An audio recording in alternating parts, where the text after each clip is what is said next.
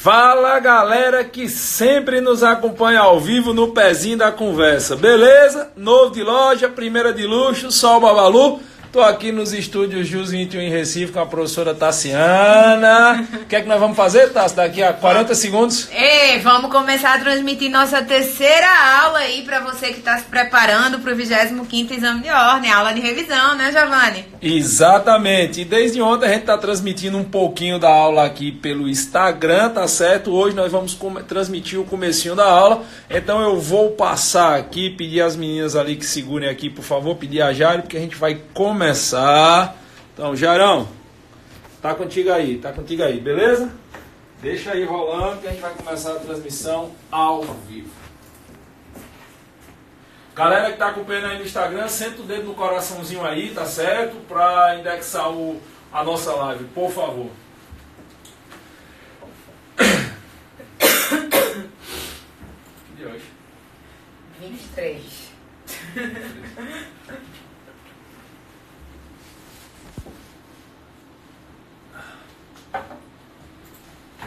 Derrubou a minha, a única que eu peguei que pegou, pô. Eu vou ficar gritada. Boa noite, galera que nos acompanha ao vivo em todo o país pelo www.jus21.com.br. Boa noite, professora Tassiana. Boa noite, Giovanni. E essa vozinha, hein? Boa noite, pessoal. Já me saindo, né? Parecendo que eu tô dentro de uma fossa, dentro de um pote.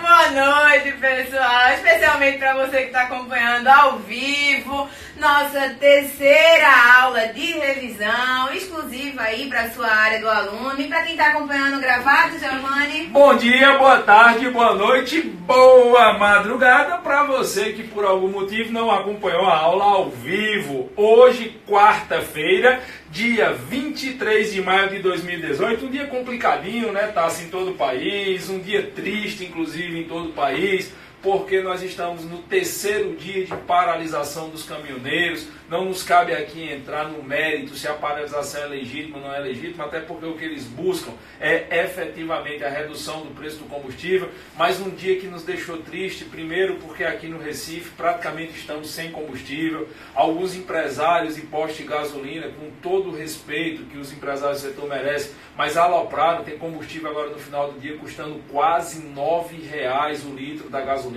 nos postos que ainda restam. Isso inclusive parece-me crime contra a economia popular. Então um caos em várias cidades do Brasil, mas é assim mesmo, nós temos que enfrentar a realidade, nós temos que enfrentar os desafios nessa reta final de preparação para o exame de ordem e torcendo, acreditando, né, Tassi, que amanhã tudo se normalize, que o bom senso volte a reinar no país.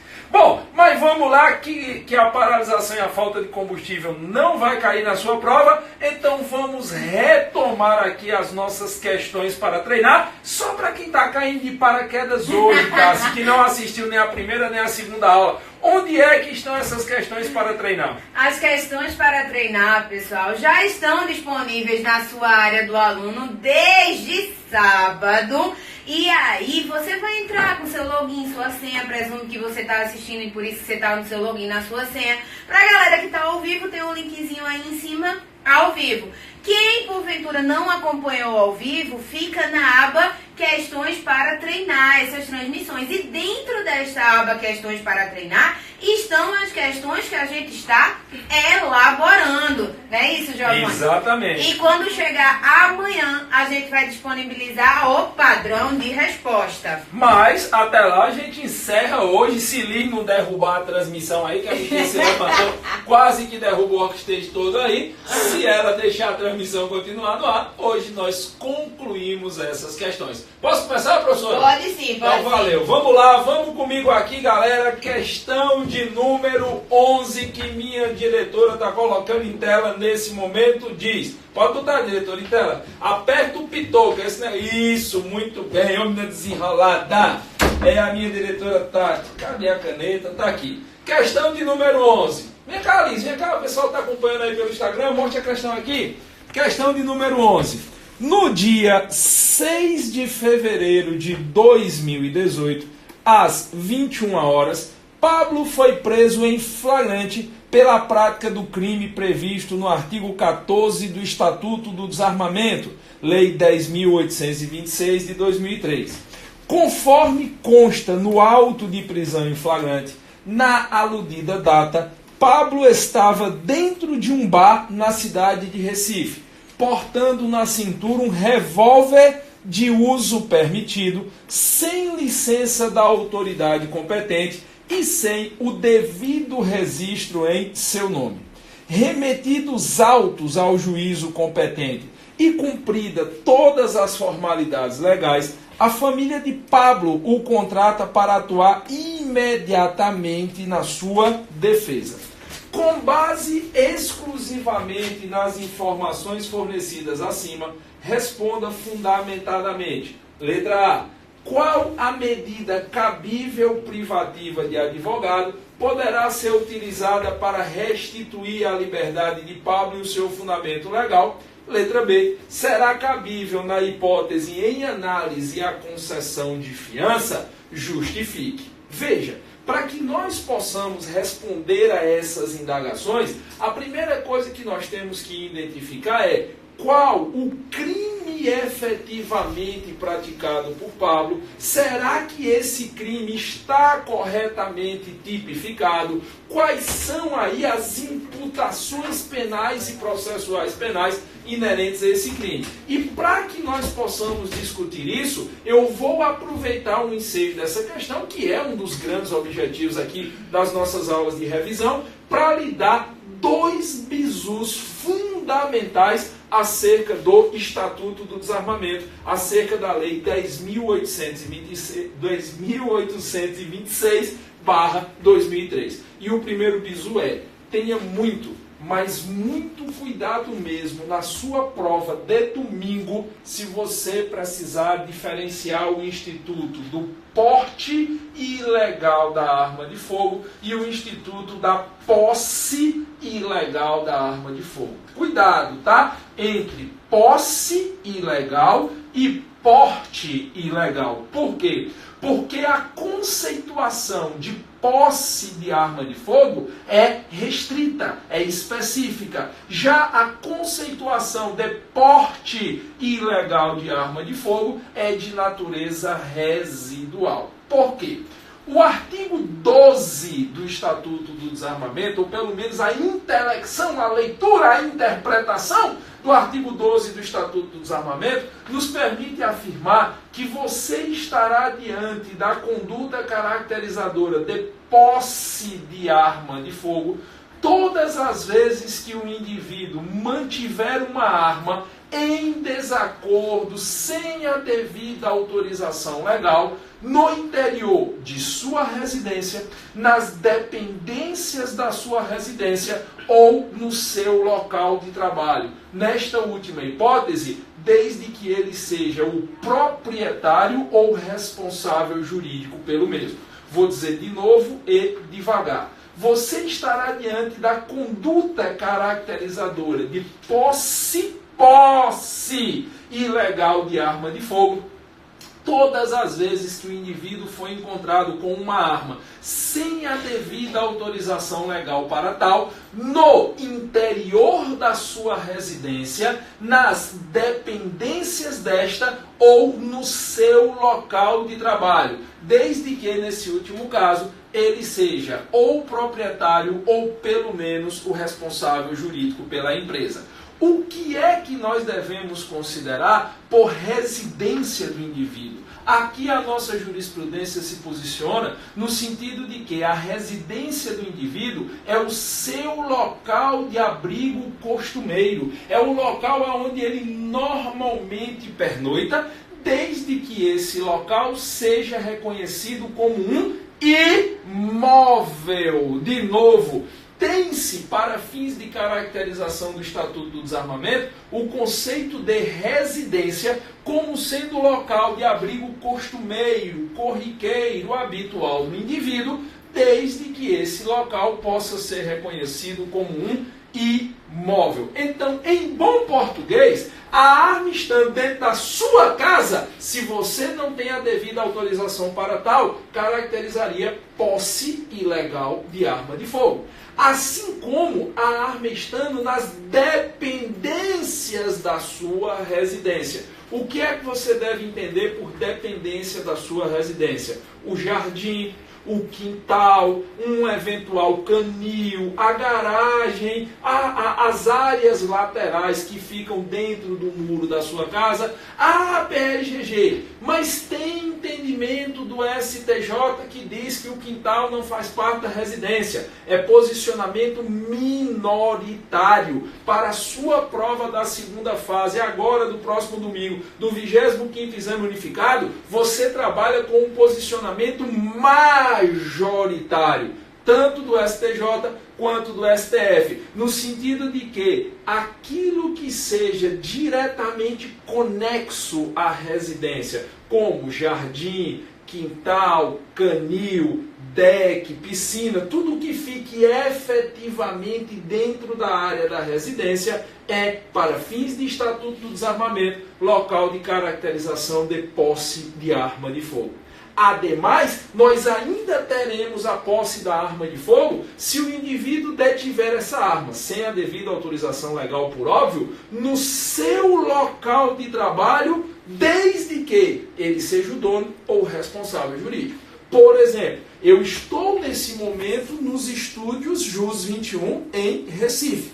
Eu estou no meu local de trabalho. Supondo, hipoteticamente, que eu não tivesse autorização para possuir uma arma e que estivesse com essa arma aqui na minha cintura, ou colocado sobre uma mesa, ou na gaveta do meu local de trabalho, enfim, suponha que eu estivesse indevidamente com a arma aqui dentro do JUS 21, eu incorreria na posse ilegal de arma de fogo. Por quê? Porque eu estou no meu local de trabalho e eu sou um dos donos da empresa. Então isso é posse. Agora, minha amiga Liz, nossa diretora Liz, que está nos ajudando aqui com a transmissão, se ela estivesse nas mesmas situações, aqui nas dependências do JUS 21, armada, já não seria possível, de novo, frise a negativa das minhas palavras, já não seria possível o reconhecimento do delito de posse. Por quê? Porque em que pese ela deter a arma no seu local de trabalho, ela nem é proprietária, nem é responsável jurídica pela empresa. Então grave isso, porque você só precisa se ligar no conceito de posse, porque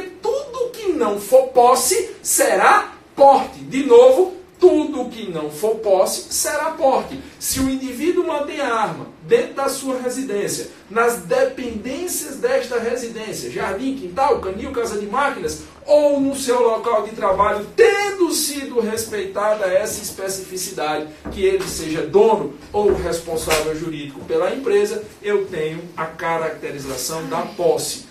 Qualquer coisa diferente disso será porte de arma de fogo. De novo, qualquer coisa que não se enquadre no conceito residual de posse será tido como porte ilegal de arma de fogo. Ah, PLGG, o cara está andando no meio da rua, em via pública, com a arma na cintura, levou um baculete da polícia, a polícia achou a arma. Isso é o quê? Porte de arma de fogo. Ah, PLGG, o cara está com a arma dentro do veículo. O cara está com a arma dentro do carro. Foi parado na blitz lá, deram o baculejo e encontraram a arma. Isso é o quê? Porte de arma de fogo. Todas as vezes que a arma foi encontrada em uma situação diversa dessas situações específicas caracterizadoras de posse, ter-se-á residualmente a tipificação de porte ilegal de arma de fogo. Mas eu tenho certeza que vocês que estão nos acompanhando em todo o país, aqui pelo JUS 21, se tivessem aqui no estúdio, já tinham levantado a mão e já tinham feito a seguinte pergunta. Olhe lá se vocês não já postaram isso no Instagram da professora, @TassiGeaquinto, ou no meu Instagram, @GiovanniMoraes2. Ah, PLGG, me diga uma coisa, e o caminhoneiro? Você começou a aula de hoje, inclusive, falando na paralisação dos caminhoneiros. E o caminhoneiro que mantém a arma na boleia do caminhão? Porque, veja, o caminhão é o local de trabalho do caminhoneiro. E muitos dos caminhoneiros, eles dormem na boleia. Muitos dos caminhoneiros pernoitando na boleia. Isso seria posse ou seria porte de arma de fogo? Olha a resposta. É porte. Eu falei e repito. É porte ilegal de arma de fogo. Por quê? Primeiro, porque o STJ entende que o caminhão não é local de trabalho. O caminhão é instrumento de trabalho. Veja a sutileza. Para a nossa jurisprudência, o caminhão não pode ser reconhecido como local de trabalho do caminhoneiro, mas sim como instrumento de trabalho. E segundo, ainda que o caminhoneiro pare e pernoite, ele durma, ele se abrigue habitualmente na boleia do caminhão, esse caminhão não tem natureza de imóvel, então não pode ser equiparado à residência. Logo, a arma que um caminhoneiro leve na sua boleia indevidamente é elemento de caracterização de crime de porte ilegal de arma de fogo. A mesma coisa se aplica ao taxista ou ao motorista de aplicativo, Uber, 99 Táxi, Cabify e equivalentes. O taxista está uma hora dessa, parado lá em um determinado ponto de táxi, com a arma no interior do veículo, isso caracteriza porte ilegal de arma de fogo. Beleza? Cuidado com esse detalhe. Um segundo detalhe que eu tenho certeza que muita gente já queria perguntar. Ô macho velho, mas me diga uma coisa. Pode acontecer da criatura ter duas casas? Aí eu pensei, oxi, como? O cabo não tem nenhuma, pode acontecer do cabo ter duas? Pode. Vou lhe dar um exemplo. Imagina só o indivíduo que tem pais separados, uma pessoa maior e capaz, que tem pais separados. E ele tem um quarto na casa do pai e um quarto na casa da mãe.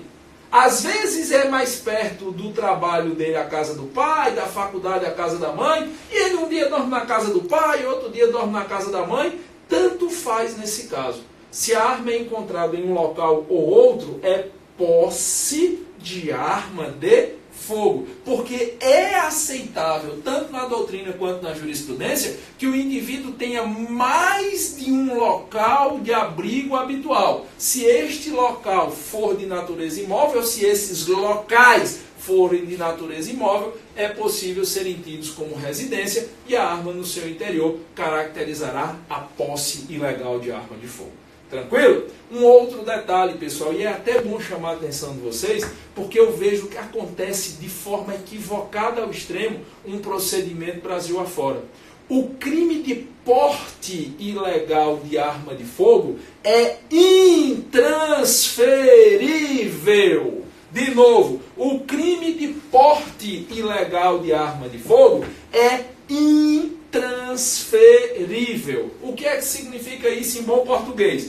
Vamos imaginar a seguinte situação hipotética. Imagine só que tem duas criaturas, duas almas cebosas numa moto. Eu não sei aí onde vocês moram, mas aqui em Recife, macho, dois cabas numa moto, a galera quando vê já corre, já dá lavrando, já cai fora porque tem medo de ser abordado para crimes de roubo. Então eu tenho dois meliantes numa moto. Um está pilotando a moto, o outro está na garupa. O cara que está na garupa está com 38 na cintura, está com máquina de fazer defunto. É parado por uma fiscalização da Polícia Militar. Polícia Militar dá o aculete nos dois, faz a revista. O que estava pilotando a moto está zerado, não tem nada. O que estava na garupa está com a arma. Será que seria possível se imputar o crime de porte ilegal de arma de fogo para os dois? A resposta é não. Cuidado que, infelizmente, eu já vi algumas vezes cair um caso desse em delegacia de polícia e os dois serem autuados em concurso de pessoas pelo crime de porte de arma de fogo. Isso não existe, é crime de natureza intransferível. Se os dois estivessem armados, os dois responderiam pelo porte. Mas se só tem um armado, só come a bronca do porte o que foi encontrado com a arma. Aí sabe o que é que você pode me perguntar? Você pode dizer, sim, macho velho, mas vamos imaginar um carro, vamos imaginar um veículo. Tá lá, 5 criaturas dentro do veículo. Quando dão um baculejo, encontram uma arma no porta-luvas, no piso do carro. De quem é a bronca? Do motorista.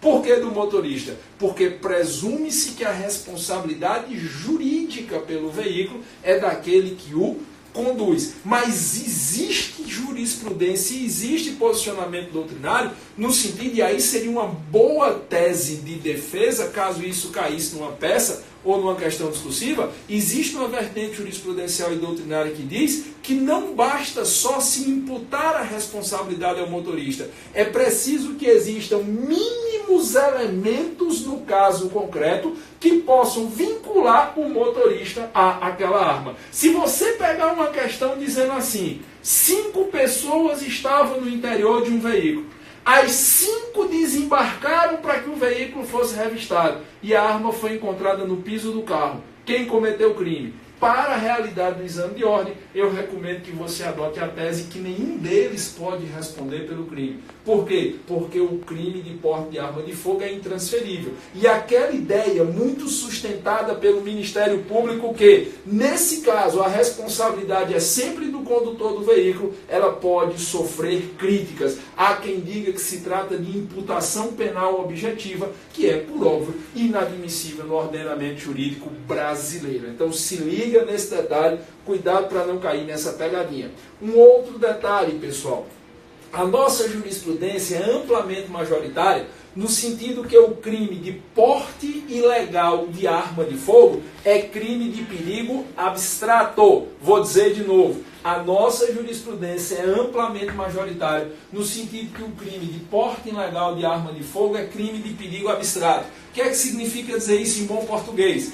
Ainda que a arma não esteja alimentada por munição, pelo amor de Deus, não escreva na sua prova não, ainda que não tenha bala. Bala é aquilo que você chupa quando vai para o cinema.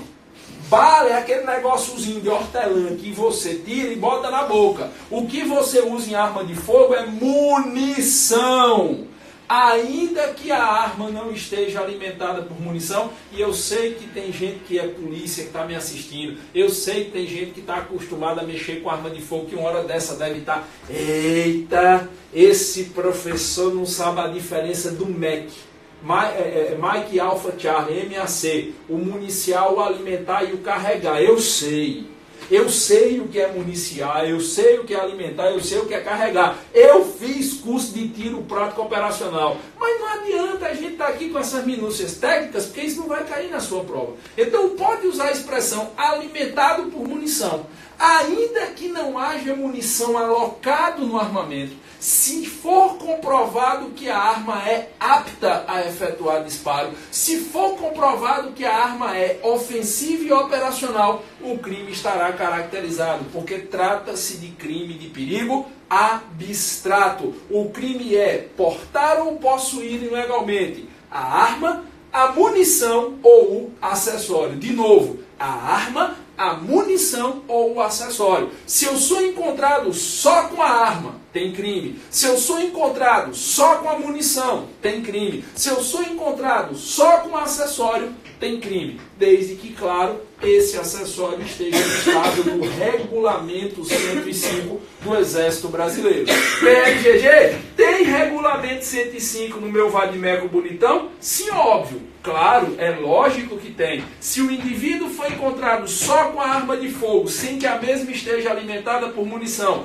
mas a questão diz que a arma é ofensiva e operacional, acabou-se. o crime de porte ou posse, a depender da situação, estará caracterizado. Se o cara foi encontrado só com a munição, tem crime do mesmo jeito. Se o cara foi encontrado só com acessório, tem crime do mesmo jeito. Professor, acessório, e tem acessório que caracteriza crime? Tem. Quer ver um exemplo? O supressor de ruído, que o povo chama vulgarmente de silenciador, o termo técnico é supressor de ruído. O supressor de ruído é um acessório de arma de fogo de uso proibido ou restrito. Se você foi encontrado com um supressor de ruído, você comete crime previsto no artigo 16 do Estatuto do Desarmamento, porte ilegal de acessório de uso proibido ou restrito. Beleza? Pegaram o bizu? Mais um detalhe. Se a sua prova falar que o indivíduo foi encontrado com uma arma totalmente, uma arma de fogo completamente inapta, inidônea, incapaz de efetuar disparo a qualquer título, não haverá crime. A arma de fogo completamente inapta, grave, completamente, totalmente, plenamente inapta, não caracteriza crime do Estatuto do Desarmamento, nem de nenhum outro dispositivo normativo, por força de posicionamento do STJ e do STF. Só que aí um cara mais atento vai me fazer a seguinte pergunta: ô PLGG, mas espere aí, você acabou de dizer que se o cara foi encontrado só com a arma tem crime, só com a munição tem crime, só com o acessório tem crime. Mas, recentemente, o STJ, se eu não me engano, foi a 5ª turma do STJ, analisou uma situação onde o indivíduo foi encontrado apenas com as munições calibre 7,62. Para quem está acostumado a operar arma de fogo, 7,62 é o calibre do fuzil padrão das Forças Armadas Brasileiras, é o FAL. A maior parte do Exército Brasileiro usa o 7,62, uma pequena parte das operações especiais usa o 7,62 e o 5,56. O cara foi encontrado lá, se eu não me engano, com um carregador de FAL, que são 20 ou 30 tiros, depende do tamanho do carregador. O carregador padrão são 20 tiros, aquele maiorzinho são 30 tiros, com a munição 7,62 acoplada. E o STJ, professor, disse, tem uns 15, 20 dias, que nesse caso não havia crime, porque o cara tinha sido encontrado só com a munição. Eu levo isso para a minha prova? Não, você não leva. Por 2 motivos. Primeiro, porque é um posicionamento minoritário do STJ. E você trabalha sempre com posicionamento majoritário. E segundo, porque se trata de jurisprudência posterior ao edital do 25º Exame Unificado. Só pode ser cobrado na sua prova lei ou jurisprudência que tenha lei em vigor e jurisprudência publicada até a data do edital. Foi em janeiro, não foi o edital do 25º? 23 de janeiro. Pronto, a professora Tassiana está me socorrendo aqui, foi no dia 23 de janeiro desse ano, o edital do 25º. Então, esse julgado do STJ, que disse não, porque o cara foi encontrado com 30 munições de fuzil, isso não caracteriza crime, é um entendimento minoritário e, segundo, não pode lhe ser cobrado, não lhe pode ser arguído por ter sido posterior ao edital. 2 últimas dicas para fechar o balaio aqui e passar a palavra à professora Tassiana. Crianças, se liguem num outro detalhezinho que muita gente cai. A diferença entre o crime de posse e porte ilegal de arma de fogo para fins de tipificação no Estatuto do Armamento só é relevante se a arma, a munição ou o acessório forem de uso permitido. Vou dizer de novo devagar, depois eu explico. A diferenciação para fins de tipificação à luz do Estatuto do Desarmamento entre a posse ilegal e o porte ilegal da arma, da munição ou do acessório só faz sentido se as mesmas forem de uso permitido. Por quê?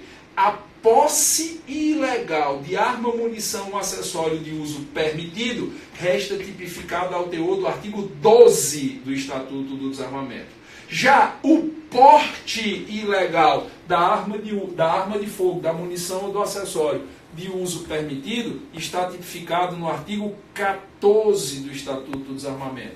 Mas, em se tratando de arma, munição ou acessório de uso proibido ou restrito, seja a posse, seja o porte, a tipificação está no artigo 16 do Estatuto do Desarmamento. Em uma situação, que a FGV coloque arma, munição, acessório de uso proibido ou restrito, a tipificação, seja da posse, seja do porte ilegal, será feita no mesmo artigo sobre a mesma pena, que é o caput do artigo 16 do Estatuto do Desarmamento. E aproveitando, e seja um detalhe, tá?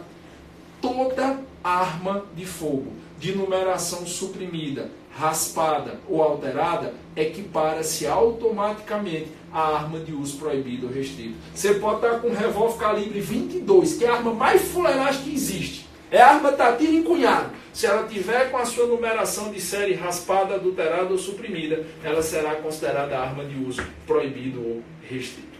A última dica, na verdade a penúltima, porque eu me lembrei de mais uma. A penúltima dica.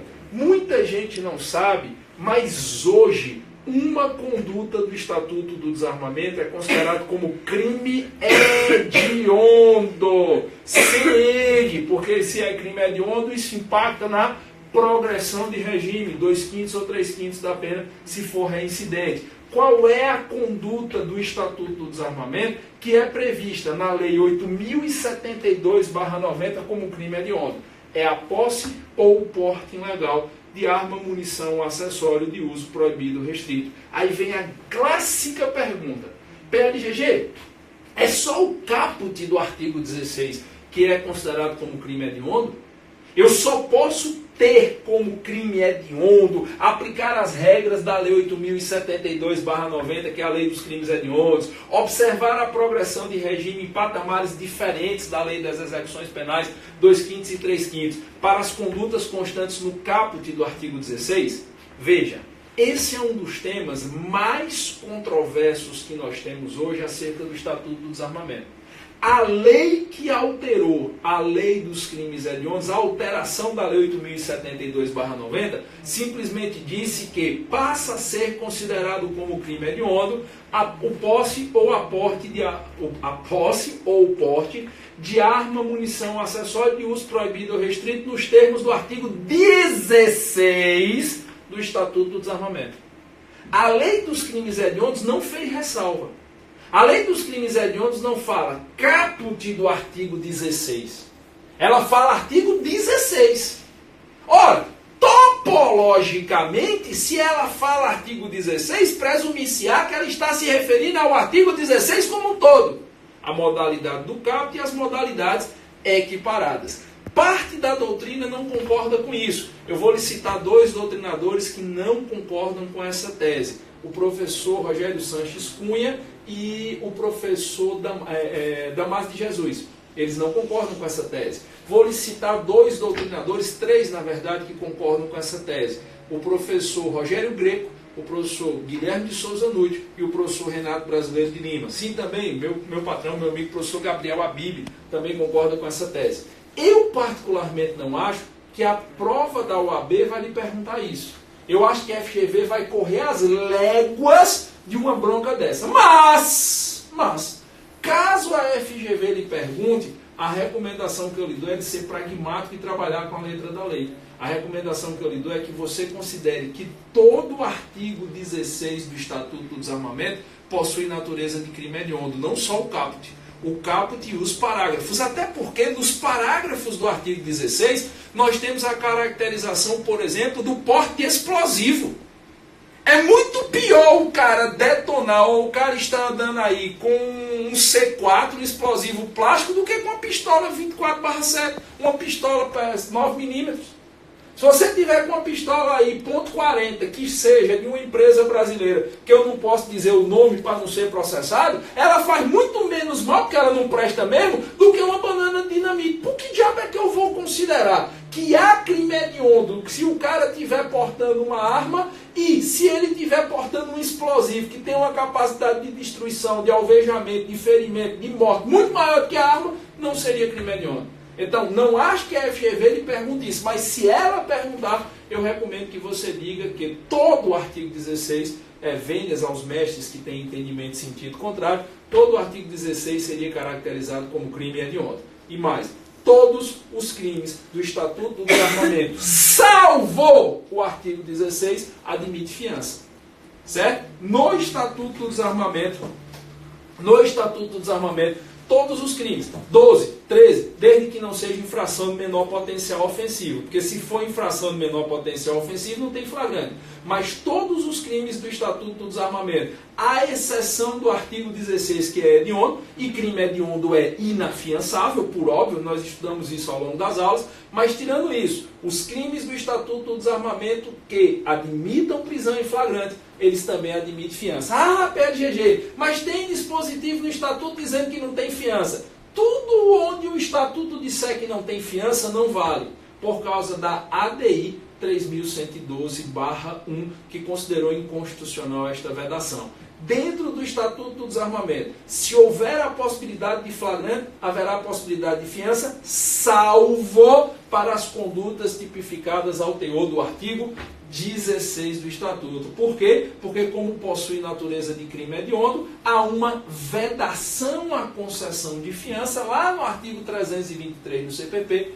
aos crimes hediondos e aos crimes hediondos equiparados. Mas eu já falei demais, então eu vou pedir ajuda à professora Tassiana, que já está morta de agoniada ali, para que ela diga qual a medida privativa de advogado e se é possível ou não a concessão de fiança, que eu acho que eu até já respondi essa última aí, né? Eu acho que sim, Giovanni, mas aí deixa eu só aproveitar, já que você estava falando do crime hediondo, que passou a ser hediondo, eu acho que talvez até possa surgir perguntas, já que você mesmo disse assim, nesse caso vai ser modificada a progressão de regime e tal. Mas aí cuidado, tá, pessoal? Porque ele passou a ser hediondo com o advento da Lei 13.497, que é de 2017, e ela entrou em publicação, ela entrou, né, em vigor no dia 27 de outubro. Eita, porra! Se não foi, ela é do dia 26 e ela entrou em vigor no dia 27. Se amostra, né, filha? Parece até que vai de meca. E aí, pessoal, o que a gente precisa ter cuidado é o seguinte: aos crimes que foram cometidos antes da vigência da lei, a gente não vai considerar o crime de porte ou posse, exatamente, ilegal de arma de fogo como crime hediondo. Por isso que a progressão seria com 1/6. Mas aí a todos os crimes praticados após a vigência da lei, né, desse dia 27 de outubro, aí de fato a progressão passa a ser 2/5 se primária, né, e 3/5 se incidente. Meta branca? Você chegou a dizer aqui se a prisão era legal, tudo porque eu me perdi, né? Porque eu não... Eu não falei sobre a prisão legal, mas eu lhe digo agora. Não, a prisão é legal, né? Eu acho que é legal. Pelo que eu li aqui, a prisão ela é legal porque o cara foi preso pela prática do crime previsto aí no artigo 14, que é posse, né? Isso, posse é o porte legal de arma de fogo de uso permitido. Ô Tassi, essa aqui eu não posso deixar passar não. No Instagram, o Paulo tá dizendo que é Tassi Mecum. É porque, de fato, a gente decora algumas coisas. Eu tava atualizando já o bonitão pra 14ª edição. Tem novidade por aí. Mas aí, pessoal, como eu já tava atualizando, o Giovanni falou isso muito bem falado. E eu me lembrei, de fato, da Lei 13.497, que modificou a 8.072/90. Mas, pois bem, vamos voltar aqui à questão. E a questão diz que o agente ele foi preso em flagrante pelo crime do artigo 14 da Lei 10.826 de 2003. E a pergunta é, porque ele estava portando... Cadê? Estava portando, de fato, a arma. E pergunta aqui, qual a medida cabível privativa de advogado pode ser utilizada para restituir a liberdade de pago e o fundamento legal? Pessoal, se a prisão é legal, porque em tese a prisão é legal, o fato de ter fiança, como o Giovanni muito bem disse, não significa dizer que a prisão não seria legal. A gente tem que levar em consideração a prisão em flagrante se ela tem os requisitos que autorizam lá no 302 do Código de Processo Penal. Nesse caso específico, a gente estava portando a arma de fogo de uso permitido e foi preso em flagrante delito. Nesse caso, pessoal, acredito que a questão termina dizendo, inclusive, que foram cumpridas todas as formalidades legais, ou seja, todas aquelas informações trazidas no artigo 306 do Código de Processo Penal, comunicação ao juízo, comunicação ao representante do Ministério Público, Se ele tem advogado, comunicação advogado, se não tem advogado, comunicação à Defensoria Pública, além de ter sido comunicado também à sua família. Ou seja, a prisão em si, ela é legal. E diante desta prisão legal, cabível aqui para restituir a liberdade do agente como medida cabível privativa de advogado é a liberdade provisória. Nesse caso específico, a peça que você poderia entrar seria a liberdade provisória. Tá, se cabe HC? Não, porque a questão pede medida privativa de advogado no intuito de restituir a sua liberdade. A gente estudou que a HC seria no caso de restrição ao direito de liberdade, restrição ao direito de ir e vir, mas é só como ação autônoma de impugnação e não é peça privativa de advogado. A gente sabe que para a impetração do HC eu não preciso de capacidade postulatória. E aqui a questão pede a medida cabível privativa de advogado. Então, nesse caso específico, cabe o quê? Liberdade provisória, já que a prisão em flagrante, ela é legal. E o fundamento? Primeiro, artigo 5º, inciso 66 da Constituição Federal. Fora isso, você também vai fundamentar no artigo 310, inciso 3 do Código de Processo Penal, que informa que quando o juiz ele recebe o flagrante, ele pode o quê? Inciso 1, relaxar a prisão. Inciso 2, convertê-la na prisão preventiva. E o inciso 3 diz conceder liberdade provisória com ou sem fiança. Então, a fundamentação desta liberdade provisória seria também no artigo 310, inciso 3 do Código de Processo Penal. Tassi, posso colocar nesse caso aqui o 321 do CPP, que me diz que eu não tenho, que eu posso, apresentar a liberdade provisória diante da ausência de pressuposto para a decretação da prisão preventiva? Pode. Aqui eu não tenho requisito, quase que eu caio, requisito autorizativo lá da decretação da prisão preventiva, nem no artigo 312, nem do artigo 313 do Código de Processo Penal. Não tem garantia da ordem pública, não tem garantia da ordem econômica, não tem aplicação da lei penal, não tem conveniência da instrução criminal. Então, nesse caso específico, você pode fundamentar também no artigo 321 do Código de Processo Penal. Beleza? Rapidinho. Por que não caberia relaxamento de prisão em flagrante? Porque o relaxamento é peça privativa de advogado, mas diante de uma prisão em flagrante ilegal. Se eu tenho na realidade algum tipo de ilegalidade material, ou seja, não estão presentes os requisitos do artigo 302 para decretação, para autorização da prisão em flagrante, ou diante de alguma ilegalidade formal, ou seja, não teve nota de culpa, por exemplo, do acusado, não foi comunicada a alguém específico lá do artigo 306, mas aqui a questão deixou muito bem claro que foram cumpridas todas as formalidades legais. Então eu não tenho nem ilegalidade material, nem ilegalidade formal, por isso que não cabe relaxamento de prisão. Tá? Se não cabe revogação, por quê? Porque a gente está falando de prisão em flagrante. Revogação seria se tivesse existido a conversão ou a decretação da prisão preventiva. E aí eu não tivesse mais os requisitos que autorizariam a decretação da prisão preventiva. Mas aqui eu estou falando de prisão em flagrante. Então, nesse caso, a única peça cabível aqui, medida privativa de advogado, seria liberdade provisória. Tá, respondida a letra A, Giovanni. E a letra B, qual seria, já que você já disse, que é cabível na hipótese e análise a concessão de fiança? Claro que cabível, sim. Né? Verdade. Mesmo a arma não estando registrada em nome do cara, é possível a concessão de fiança por causa da ADI 3112/1. Só não tem fiança se for de menor potencial ofensivo, que é o caso da posse, ou se for artigo 16, que é crime hediondo. Exatamente, até porque não tem também, não tinha como dizer que não seria cabível, porque as hipóteses, quase que não sai hoje, dos artigos 323 e 324 do Código de Processo Penal não estariam presentes, né, que vedam a concessão efetivamente da fiança. Mas nesse caso, como o geral é que o agente saia em liberdade, né, a regra é a liberdade, seria possível a concessão da fiança? Sim, e como muito bem Giovanni disse, também não seria, as hipóteses que trazem no DA 10.826 sobre a impossibilidade de fiança foram declaradas inconstitucionais pela ADIM lá 3112/1. Então está respondida essa 11ª como um todo. Veja a próxima aí,